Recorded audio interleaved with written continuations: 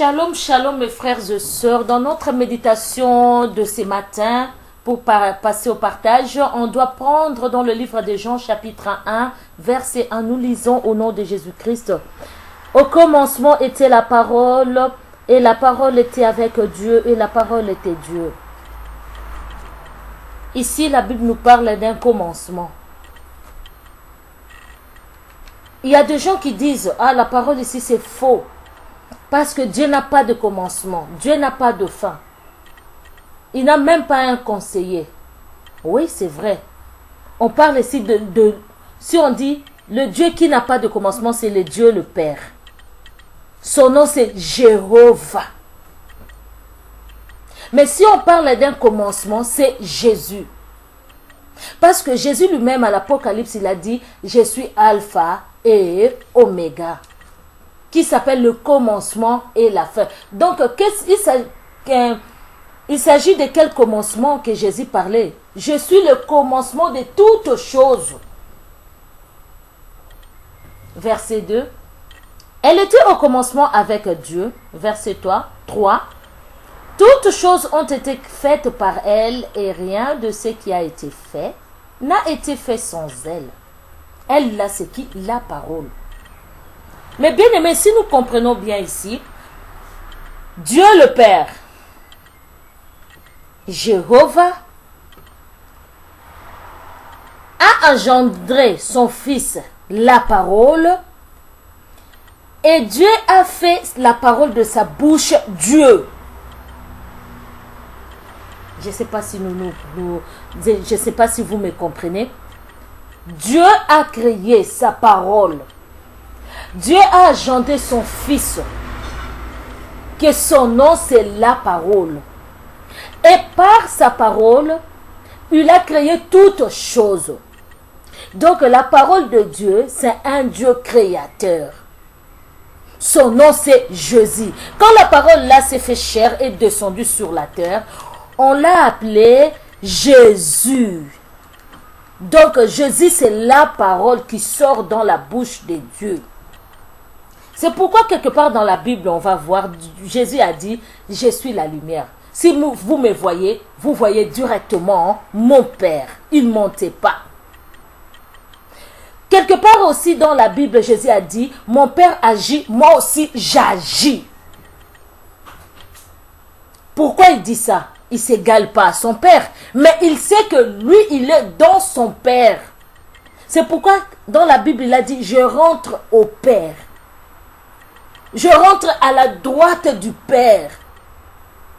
Pour vous dire que je suis attaché avec le Père. On ne peut pas se séparer. Je ne peux pas trahir le Père. Moi et Père, nous sommes un. C'est simple. La nature ne vous enseigne donc pas. Si vous voyez une personne, un être humain est s'attacher à quoi? Avec sa parole. Tu vois, la parole ne peut pas se séparer d'un être humain. Parce que si tu n'as plus la parole, tu es morte. Nous lisons. La Bible nous précise ici, la parole était et existait déjà, avant la création de toutes choses.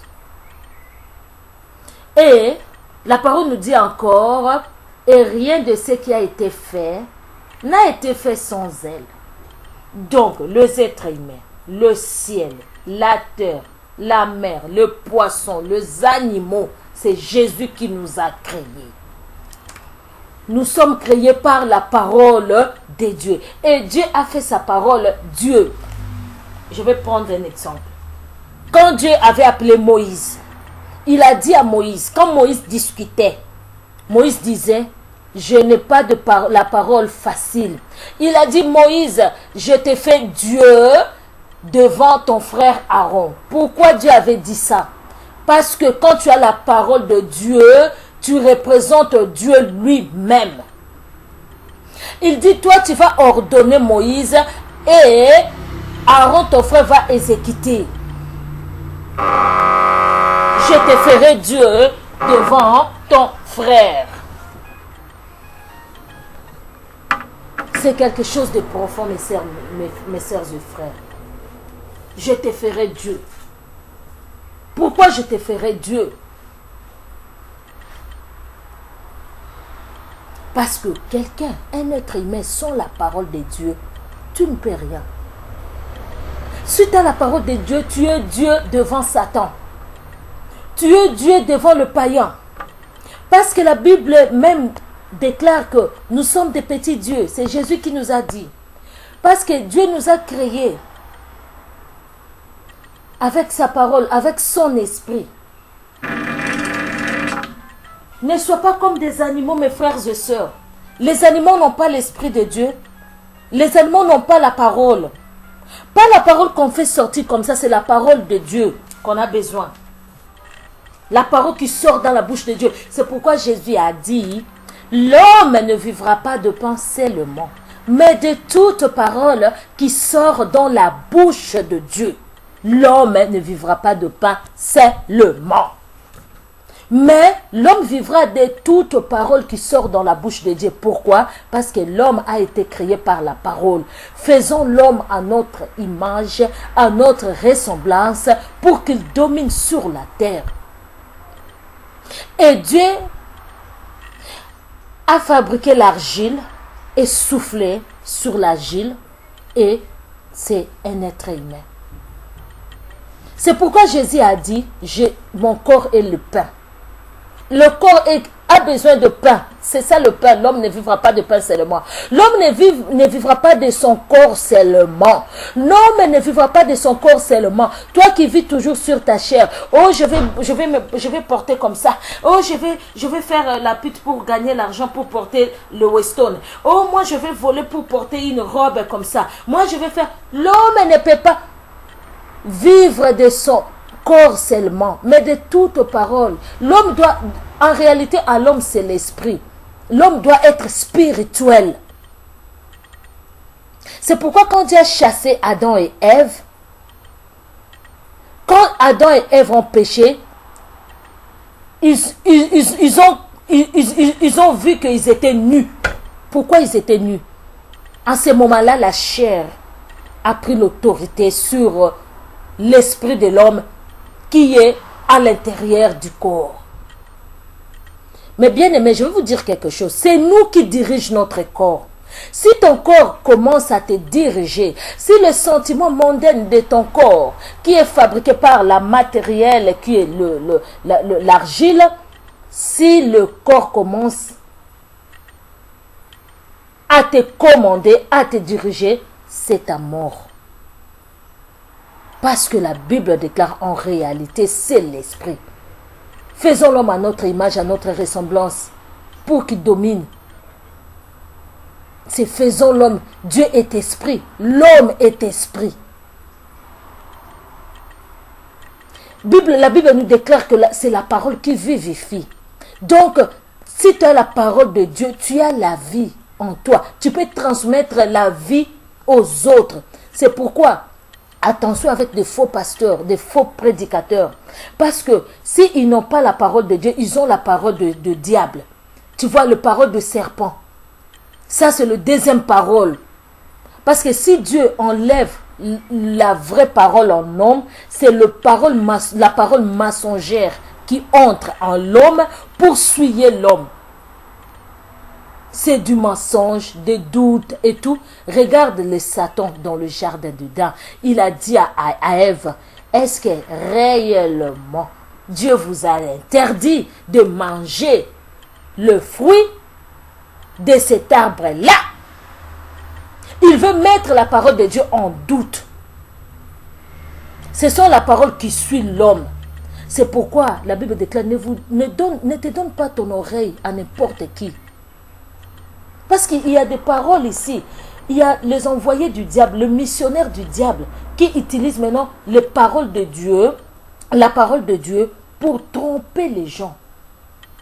C'est pourquoi Satan aussi a la parole. Mais sa parole, ce n'est pas la vraie parole. C'est pourquoi Jésus avait dit, je suis la parole de Dieu. Je suis la lumière. Je suis la vraie parole qui sort dans la bouche de Dieu. Mes bien-aimés, nous nous écoutons la parole qui sort dans la bouche de qui? Faisons attention. Faisons beaucoup d'attention parce qu'on ne sait pas. On ne sait pas qui est assis à côté de toi et quel enseignement que tu reçois dans ton église. Qui est l'homme qui te prêche la parole de Dieu? Amen. Ici, la Bible dit, en elle, il dit que, au verset 4, en elle était la vie et la vie était la lumière des hommes. En elle était la vie. Et la lumière et la vie, en elle était la vie et la vie était la lumière des hommes. En elle, en Jésus-Christ, il était la vie. Mais vous lisez des versets tout le temps que je suis la lumière du monde. Quand Jésus avait dit je suis la lumière du monde, mais c'est lui la parole qui était avec Dieu, c'est lui la parole créateur, c'est lui qui nous a créés. Pourquoi aujourd'hui on te dit que Jésus n'est pas Dieu? Dieu lui-même a fait son fils Dieu. Ce n'est pas la première fois que Dieu a fait des gens de Dieu ici. Il a fait aussi Moïse Dieu pour Aaron. C'est la parole de Dieu qui est Dieu. Jésus, c'est le corps humain que notre Seigneur, qui est la parole de Dieu, il avait utilisé le corps humain qui était dans le ventre de Marie. C'est le corps humain là qu'on l'a appelé Jésus, le Sauveur. Mais en réalité, c'était le corps de Jésus qui portait la parole de Dieu. C'est pourquoi quand l'ange avait vu Marie, qu'est-ce que l'ange avait dit? Je vous salue Marie. L'ange a fait que de répéter ce que Dieu avait annoncé. Parce que les anges n'ont pas... Les anges, ils sont là au service de Dieu pour transmettre rien que le message. Quel message qu'ils transmettent? C'est Jésus lui-même. En cortège avec les anges. Quand il dit à Marie, tu auras un enfant mâle, tu lui donneras le nom de Jésus. Et l'esprit entrant dans le ventre de Marie, il forme un corps. Parce que si on regarde ici à l'Apocalypse, on va lire dans le livre d'Apocalypse. C'est quel livre d'Apocalypse? Vous allez voir comment notre frère Jean avait vu Jésus. Il était dans l'île de Patmos. Il avait eu une vision. On va lire dans le livre d'Apocalypse.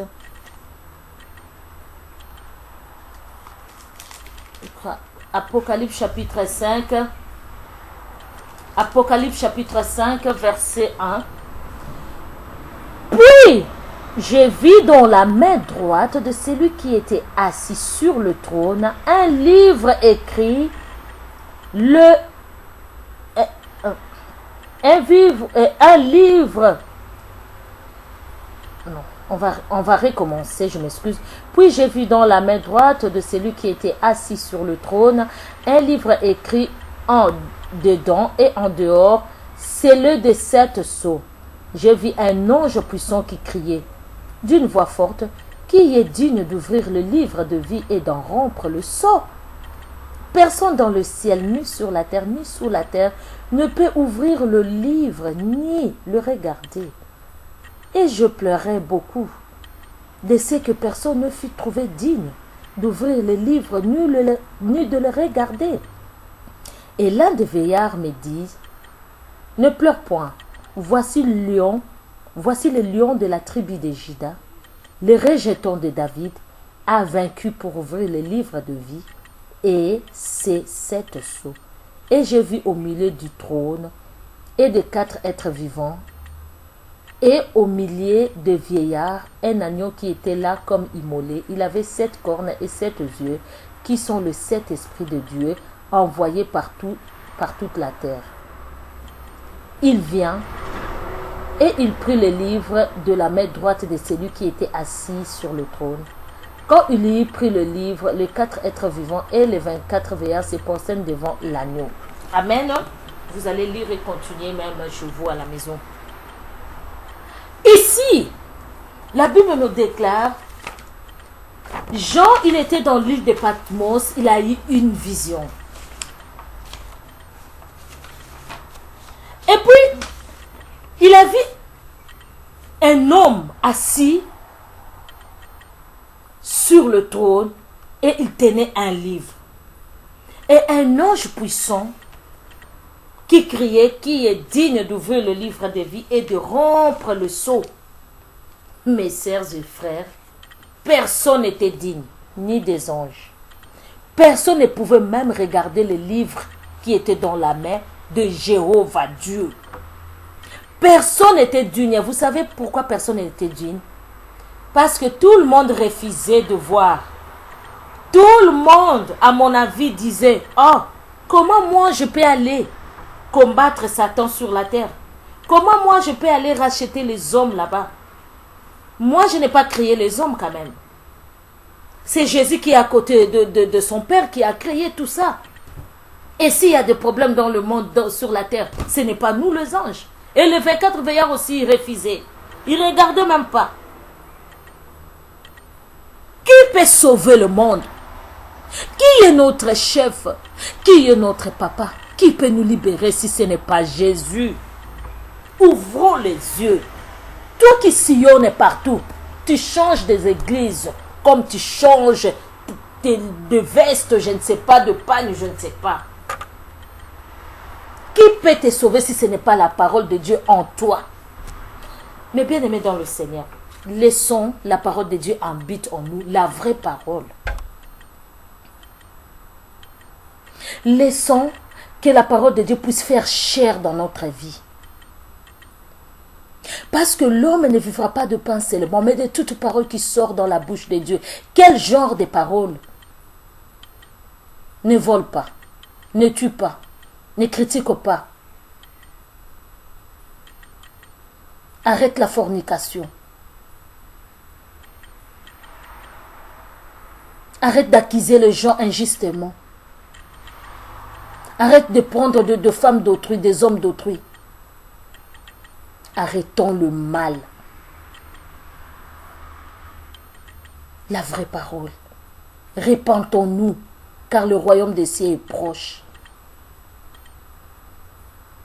La vraie parole. Il y a des fausses paroles, mon frère, ma soeur. Des fausses paroles qui sortent dans la bouche de Satan. Ah, vous voyez, vu les conjonctures d'aujourd'hui, si tu ne fais pas la corruption, tu ne vas pas gagner. Ce sont de fausses paroles. Les gens qui ne sont pas dignes. Vous voyez ici en Europe, qu'est-ce qu'on va faire encore? Si tu ne fais pas la pute, tu ne gagnes pas. Comment tu vas vivre le gens au pays? C'est de fausses paroles. L'homme ne vivra pas de pain seulement, mais de toute parole qui sort dans la bouche de Jésus, qui est la parole, qui est notre créateur, notre lumière. Un homme sans parole, il vit dans le ténèbre. Un homme sans parole, il vit comme un aveugle. Il ne faut pas aller écouter de dizaines de songes, de dizaines d'aventures. Il ne faut pas aller écouter de faux prophètes, des prophétesses qui vous trompent avec leurs fausses paroles. Venez avec l'argent dans une enveloppe et donne l'enveloppe pour l'enveloppe des prophètes. Et puis nous, on va te dire ton avenir. C'est faux. Ils n'ont même pas la lumière de Jésus. Ils vivent que par l'argent. Ils vivent que par leur ventre. Il divise des familles. Des fausses prophétesses, des faux prophètes, des faux pasteurs. Mais il y a aussi des vrais. Mais ils ne sont pas nombreux. Pour rencontrer un vrai l'homme de Dieu, il faut que tu pries Dieu et que le Saint-Esprit soit à toi et que la vraie parole de Dieu que tu médites nuit et jour et que tu mets la parole de Dieu en pratique, tu vas voir, Dieu va t'ouvrir les yeux et tu vas voir, il va te conduire, l'Esprit de Dieu va te conduire là où tu peux prier, là où tu peux réunir avec tes vrais frères et tes vraies sœurs. C'est pourquoi dans l'église, on va voir maintenant le pasteur a 2 ou 3 femmes. On va voir les frères en Christ cours de fiancé à fiancé. On va voir des sœurs en Christ qui fait la pite et vient à l'église. On va voir beaucoup de choses. Les habillements mondains dans l'église. C'est la confusion. On cherche l'église, on trouve dans le monde. Dans le monde, on trouve dans l'église. Il n'y a personne qui dise la vérité. La bonne parole est étouffée. Mais Jésus se relèvera. Il dit à ses disciples, je pars, mais je vais rentrer pour juger. Il est digne d'ouvrir le livre de vie et de rompre le sceau. C'est lui notre Seigneur. C'est lui notre Dieu. C'est lui le Dieu créateur qui est assis auprès de Jéhovah. Et sa puissance est réelle. Crois en Seigneur Jésus-Christ, tu seras sauvé, toi et ta famille. Ce ne sont pas des mensonges. Vous vous réveillez le matin, lisez votre Bible, mes frères et sœurs. Mais tout ce qu'on dit dans la Bible, c'est pourquoi on voit maintenant les églises de noirs qui déchirent la Bible. Il veut camoufler la vérité. Il dit que Dieu est pour le blanc. Maintenant, c'est le racisme dans l'église. Maintenant, c'est le racisme. Dieu nous a créés, nous tous. La parole nous a créés. Mais regarde Satan avec ses missionnaires.